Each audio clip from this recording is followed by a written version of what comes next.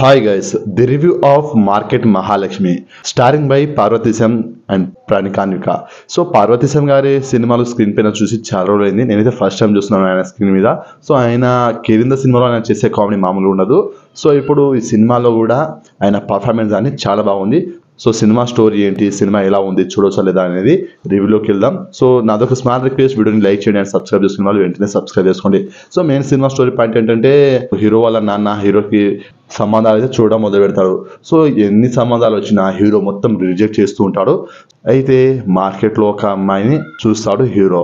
ఆ అమ్మాయి పేరే మహాలక్ష్మి. తను కూరగాయలు అమ్ముకుంటూ తన పని ఏదో తను చేసుకుంటూ ఉంటుంది.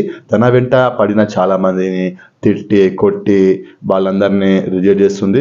సో అప్పుడు హీరో కూడా తనని ట్రూగా లవ్ చేస్తున్నానని హీరో కూడా వెంట పడతాడు. అప్పుడు హీరోయిన్ కూడా బెదిరిస్తుంది.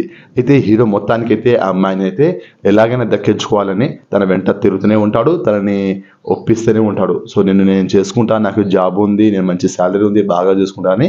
సో తర్వాత కలిశారా లేదా అనేది ఒక స్టోరీ పాయింట్.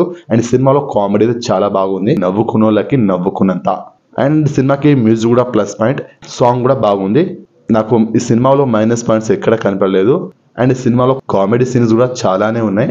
సో అన్నీ మనం ఫ్యామిలీతో కలిసి బాగా ఎంజాయ్ చేయొచ్చు, ఫ్యామిలీ ఫ్రెండ్స్. సరదాగా ఉంటుంది సినిమా. సో మెసేజ్ ఏంటంటే ఎంత పెద్ద జాబ్ చేసేటోడైనా అమ్మాయి గుణం, అమ్మాయి మంచిగా ఉంటే చాలు. కూరగాయలు అమ్మే అమ్మాయిని కూడా పెళ్లి చేసుకున్నాడంటే మామూలు విషయం కాదు. సో అదొక నాకు మెసేజ్ అని అనిపించింది. ఈ వీకెండ్లో మీ ఫ్యామిలీ ఫ్రెండ్స్ సినిమాకి వెళ్ళి ఎంజాయ్ చేసి వస్తారు, ఇది నేను పక్కా. సో సినిమాకి మీరు పెట్టే టికెట్ ప్రైస్కి ఫుల్ వర్త్. సో సినిమాకి నా రేటింగ్ వచ్చేసి 3.5 స్టార్స్ అవుట్ ఆఫ్ 5 స్టార్స్. సినిమాని మీరు చూసారా? అయితే ఎలా ఉందో కామెంట్ చేయండి. నా రివ్యూ కనుక మీకు నచ్చినట్లయితే వీడియోని లైక్ చేయండి, షేర్ చేయండి అండ్ సబ్స్క్రైబ్ చేసుకోండి.